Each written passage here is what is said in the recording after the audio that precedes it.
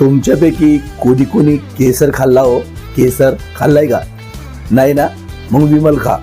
केसर जर खायचं आहे तर विमल खा, कारण की विमल मध्ये असते केसर. हे मी नाही सांगत आहे, सेलिब्रिटी सांगतायत, आपले अजय देवगण सांगतायत. हा, केसर खा म्हणून, म्हणजे विमल खा, केसरी जुबान. अरे त्याने दाताला कीड लागतं, दात पिवळे फटक होतात, अरे कसले कसले घाण दात होतात आणि बिमाऱ्या होत्यात ते वेगळ्याच.